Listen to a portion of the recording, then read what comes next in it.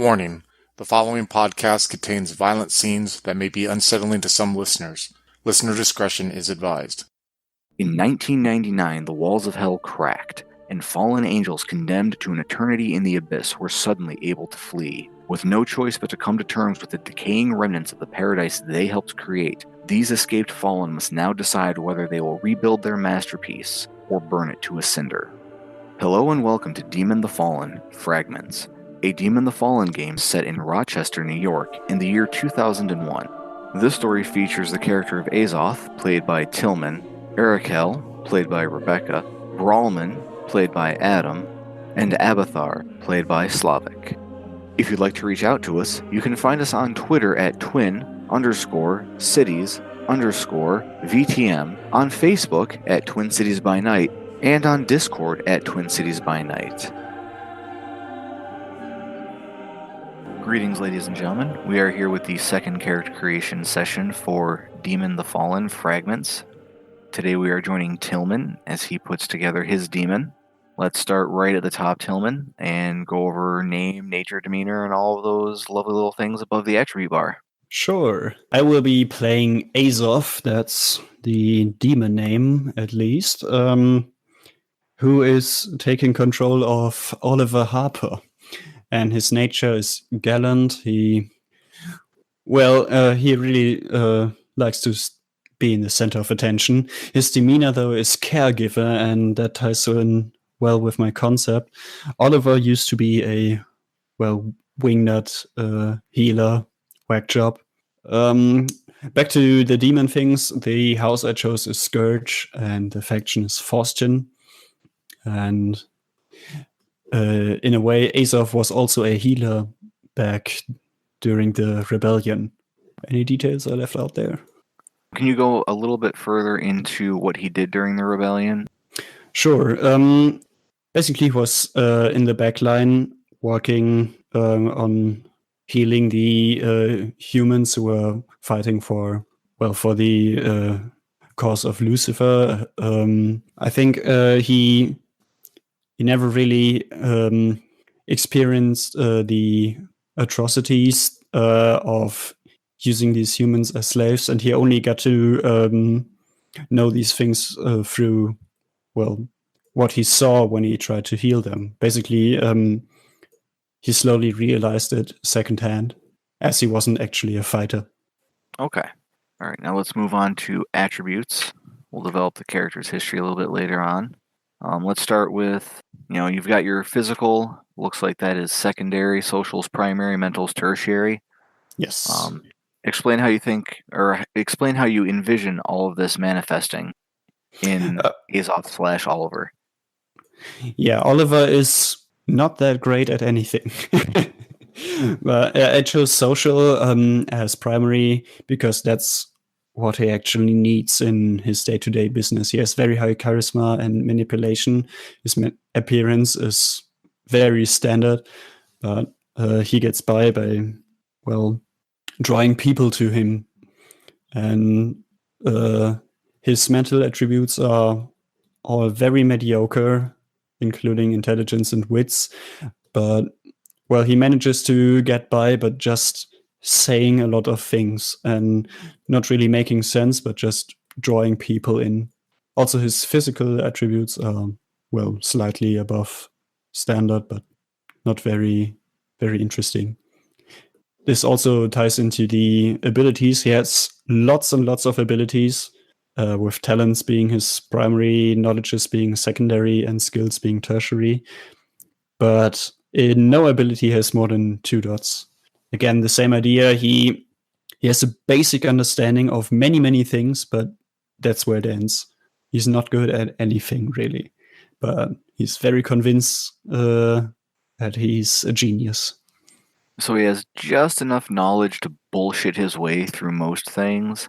Yeah, most people wouldn't notice unless he accidentally meets an expert in a specific field. Okay, that's where I was about to go next.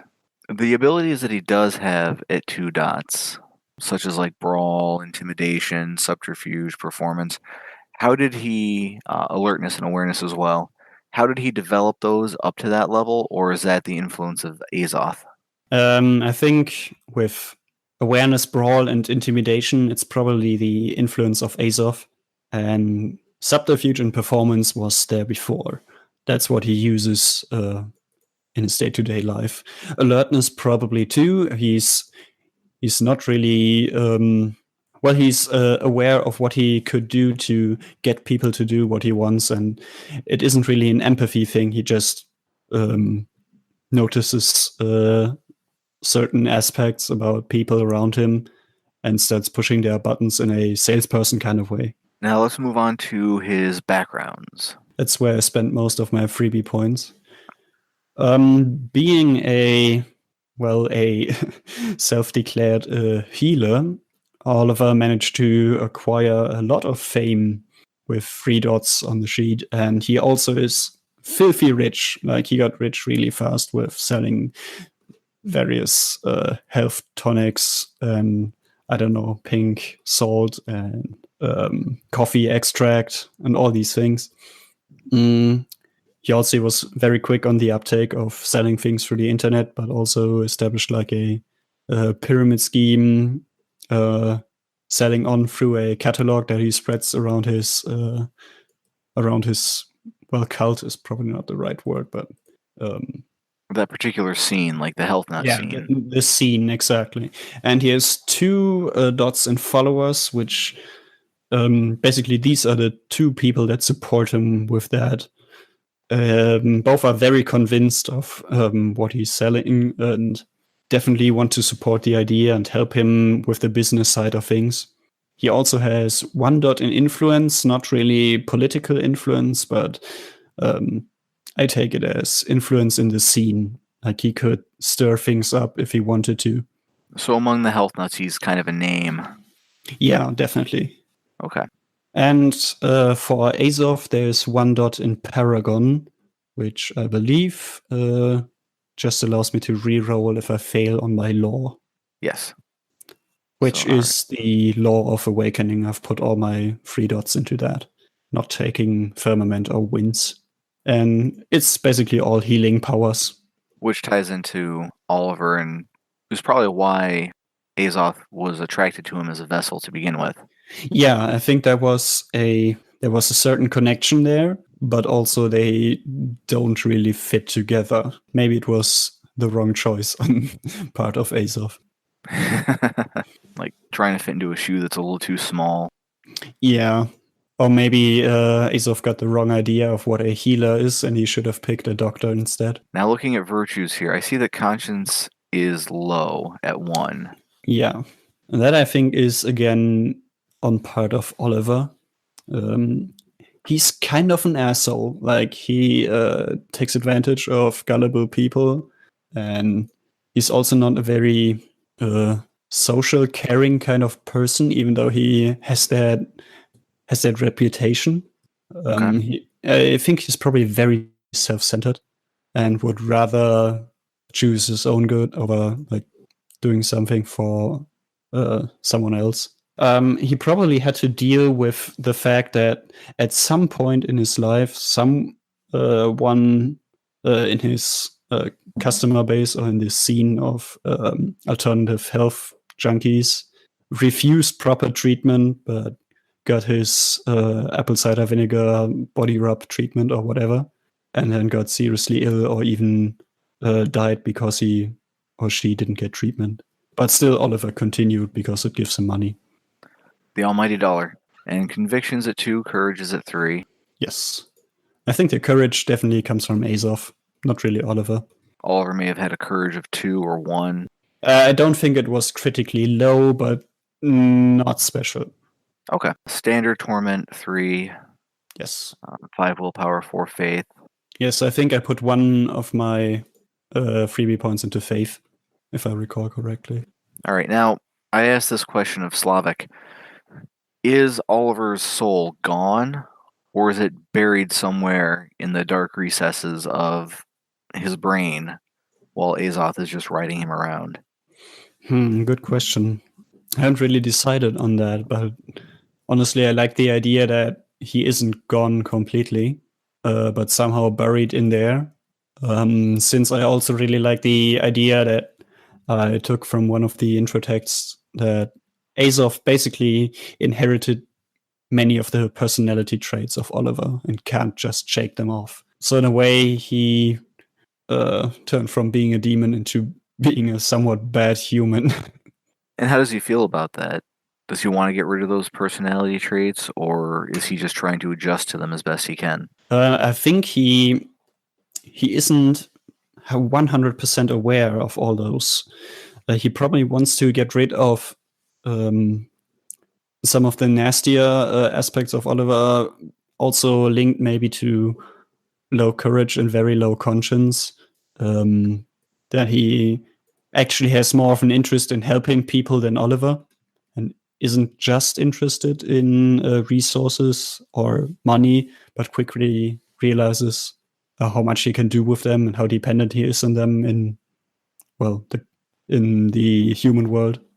But I think he's not very aware just how much of like a rich asshole he is, because he doesn't understand the concept yet, or isn't really exposed to the negative aspects of it. And one thing that I had asked all of the players to do is to sort of, after I came up, to ask this after Slavic's character creation session, but one thing that I asked all the players to do was to come up with some connection between their character and the homeless. Yeah, this is a bit loosely connected with Oliver because, well, he's super rich now. But in my backstory, I thought when Oliver was younger, basically just finished with high school, he quickly cut ties with his family due to, well, problems with them.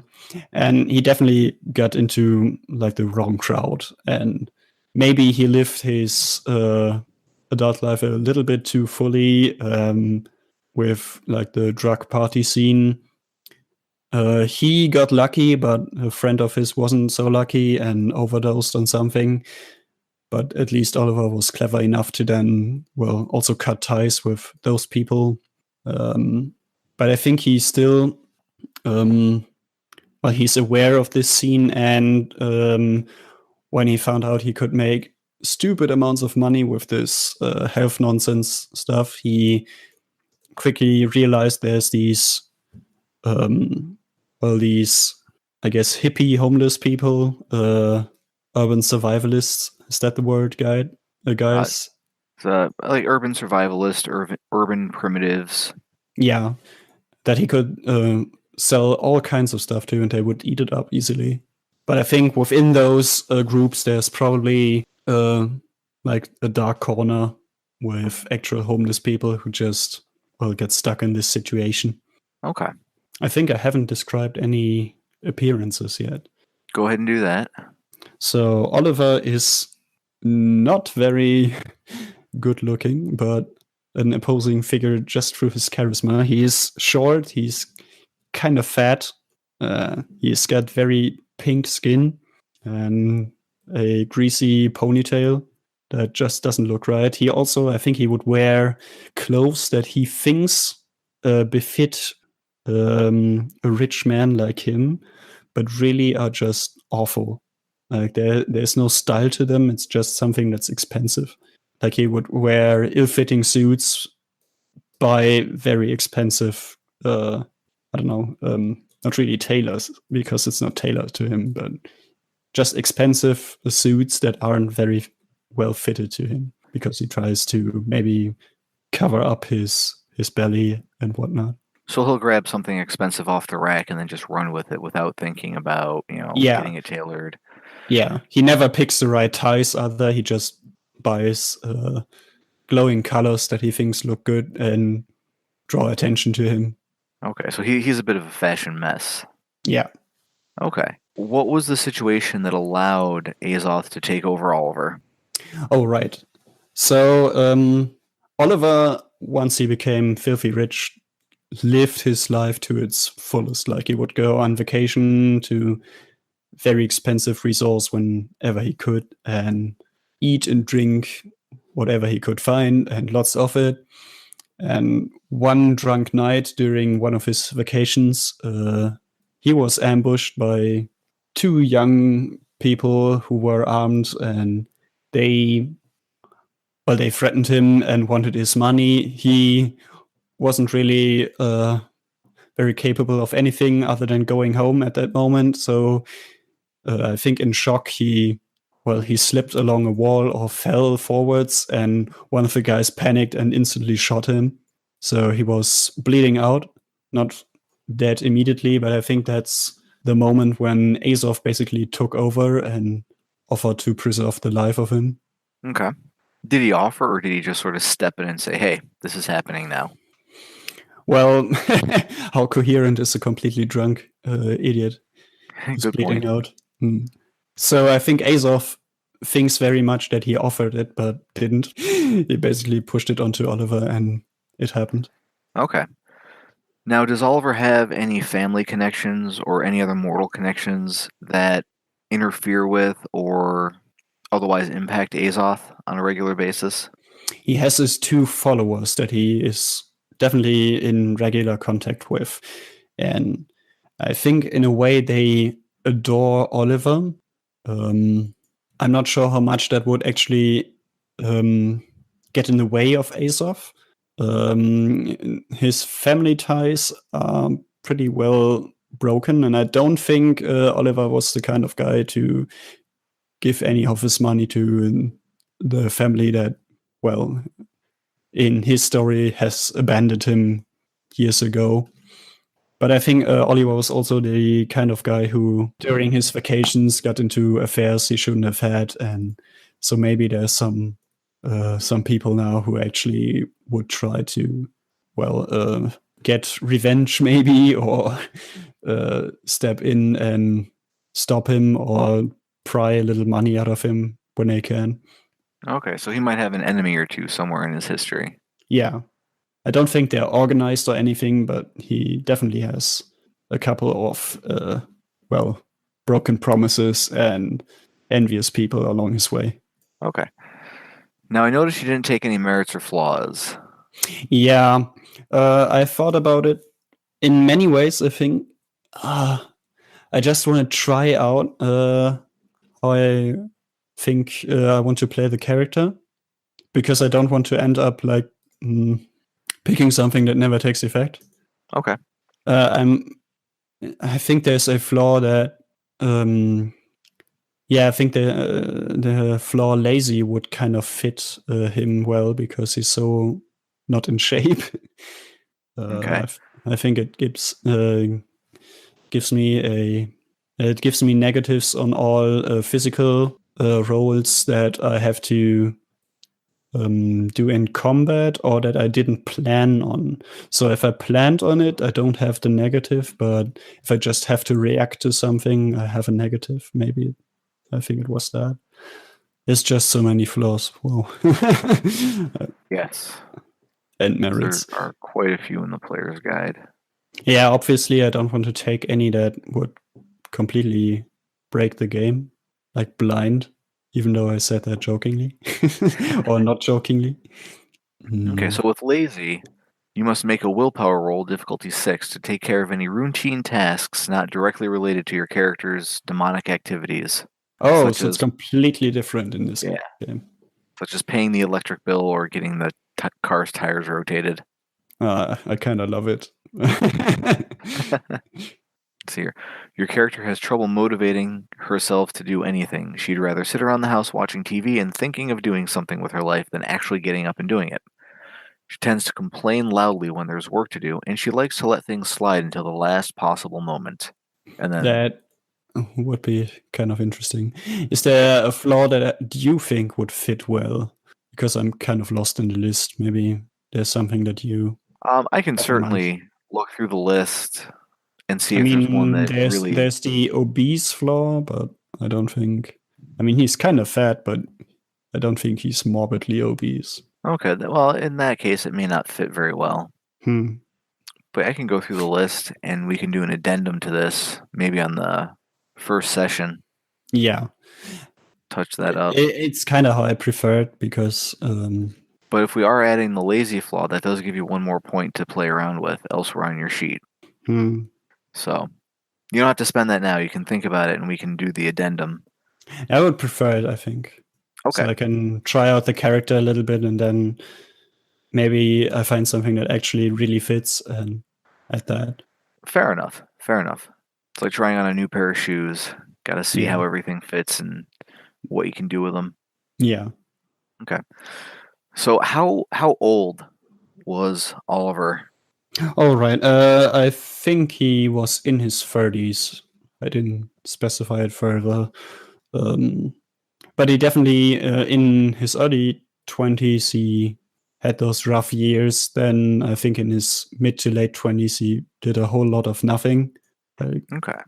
Worked a couple of small jobs here and there, but then didn't show up for a while or something like that. And he never had any further education, I think. And I think he probably in his very late 20s to early 30s would have started with this health tonic nonsense. And it was an instant success. Maybe after a string of like retail jobs and fast food jobs, he finally fell into this. Yeah. And he was on the height of it, or at least on one of the heights of it. So it could have been that long ago, really. Or someone would have probably stepped in and sued him for something. As things go. Very true. Definitely as things go. All right. Are there any last-minute notes or comments you have on the character that you'd like to express to the viewers? I think we covered most things, right? I believe so. So, all right. Well, then, we will welcome Oliver Harper / Azoth into the game in our first session, the date of which is still to be determined. We've got 2 more character creation sessions to go. But thank you for joining us, folks, and we look forward to the next character creation session. Take care. Hello, folks. Have you ever wished you could have an easy way to find gameplay videos and podcasts, or just media in general that deals with your favorite White Wolf role-playing games? Or have you ever wished you could find a forum to share gameplay that you have recorded, one which wouldn't be drowned out by random posts and discussion, so that your media could get the attention you want? Well, we have the answer for you in a Facebook group we run called White Wolf RPGs Gameplay and Media.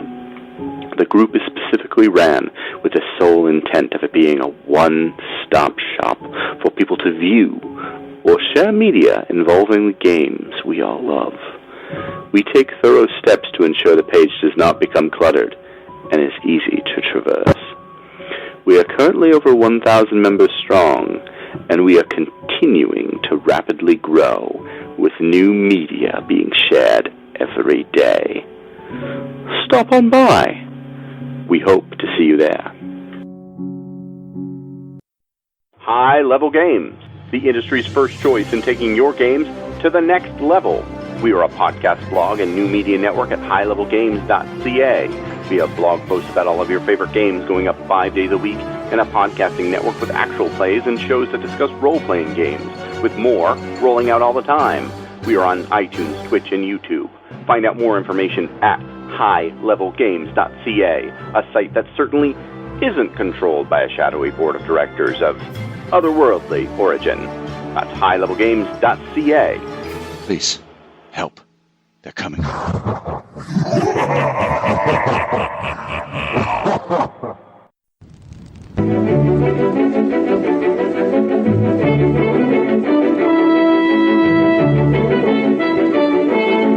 The Los Angeles metropolitan area is constantly growing and changing.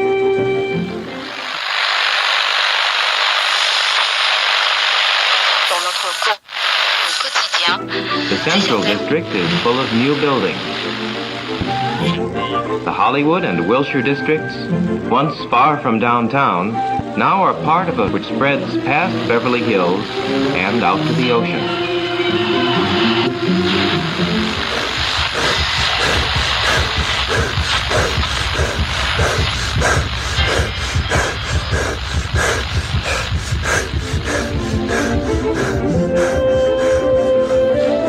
But why is all this going on in Los Angeles?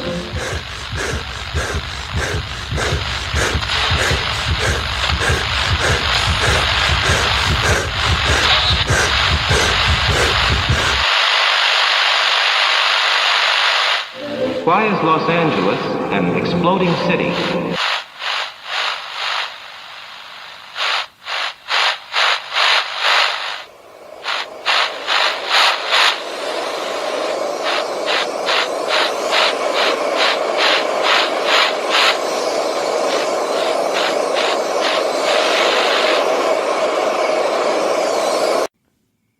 Neon Masquerade. The Demon's Mirror. 13 Candles. 3 chronicles running through the undead veins of the City of Angels.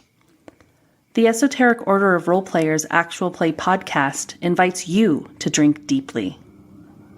Go to eorpodcast.com and search the Duets tag to find out more.